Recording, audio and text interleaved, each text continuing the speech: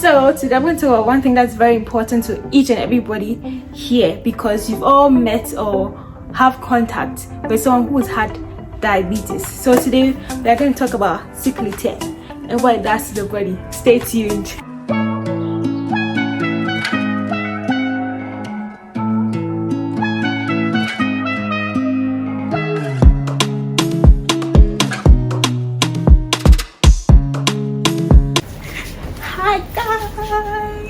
So for some crazy reason, your body can just decide to stop responding to insulin. That means that the glucose, which is also called blood sugar by the way, in your bloodstream is not going to be transported into your cells, right? So it's going to be building up in your blood, However,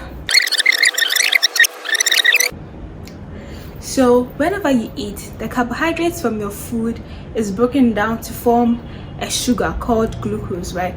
And this glucose is transported from the blood into your muscles, your fat, and your liver to produce energy for the body to use. Now there's this hormone called insulin, which is produced by the pancreas in your body, and this insulin helps to transport the glucose from your bloodstream into your muscle cells, your fat cells, and your liver cells. So for some crazy reason, your body can just decide to stop responding to insulin.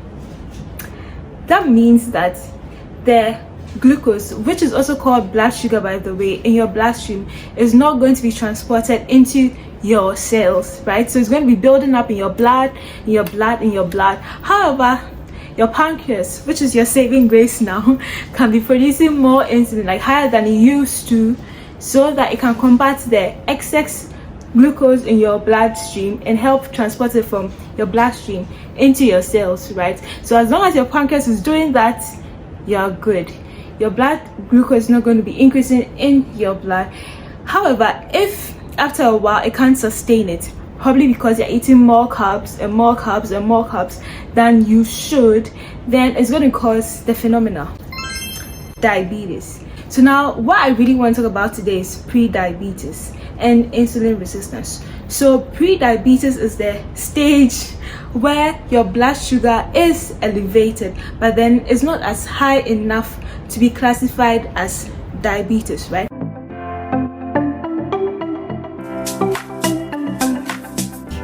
And this phase is very serious because it's something that most people ignore because they think I'm not there yet, but then it means you're almost there. And actually, research has proven that about 70% of patients that are told that they are pre-diabetic actually become diabetic.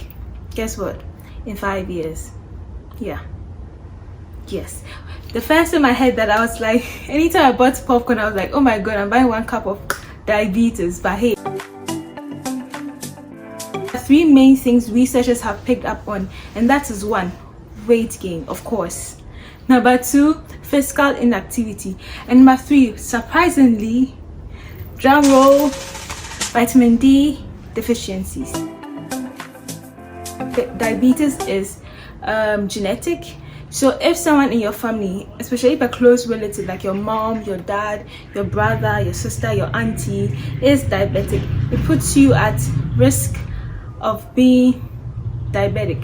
If you have a waistline wider than 40 inches if you're a guy and 32 inches if you're a lady, it can predispose you to being pre-diabetic, meaning even if your BMI, which I hope you do know that by now if you've watched any of my videos, even if your BMI is within range and you are not overweight, you can still be pre-diabetic. Isn't that crazy that you can still be skinny and everything, look good, but then you can still be pre-diabetic? That's scary. That's really scary. Also, physical inactivity. If you have a sedentary life, meaning you're not too active, you sit at work, you don't do much, your work doesn't involve lifting or walking or doing this, going around the field, it predisposes you to being pre-diabetic. So there's this new craze of people who want to get or gain weight or become bigger than their original size, so they're taking steroids. Are you guys kidding me? Now let me just pause here and just give you a short demo on steroids. Steroids, first of all, prevent or reduce inflammation. By doing so, they weaken your immune system. However, they have the side effect of causing weight gain. Not that you're also predisposing yourself to getting diabetes, you're also reducing your immune system. That's probably why you're always sick and you always have candida of atypical antipsychotics. So now these are drugs that are prescribed for the management of depression, anxiety, panic attacks, and as you can see, they might be used for long term, especially olanzapine, quetiapine, and risperidone. It's very quick, especially if you're genetically inclined to being diabetic, like if your mom or your dad has diabetes and you're put on olanzapine within a region of like 6 months. I've seen patients within 6 months they are recording like high values for their fasting blood sugar, and it's something you need to talk to your doctor about if you are, or if a close relative of yours is diabetic and you are being put on olanzapine, risperidone, quetiapine. The next point I'm going to talk about is PCOS. So that stands for polycystic ovarian syndrome.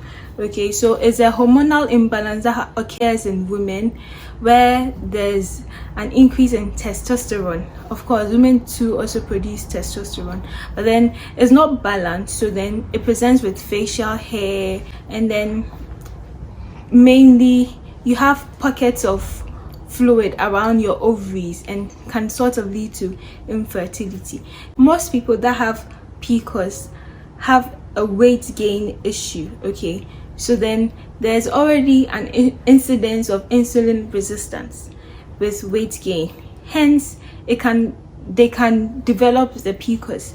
However, PCOS too can also inadvertently worsen your insulin resistance, so that makes you more predisposed to being pre-diabetic. If you do have PCOS or you're struggling with PCOS and your sugar level is going high, you should talk to your pharmacist or your doctor about it. Or if you haven't checked your sugar level at all, please do go to the nearest pharmacy and just have a test, fasting blood sugar test. Just check your sugar level to make sure you're fine. Okay.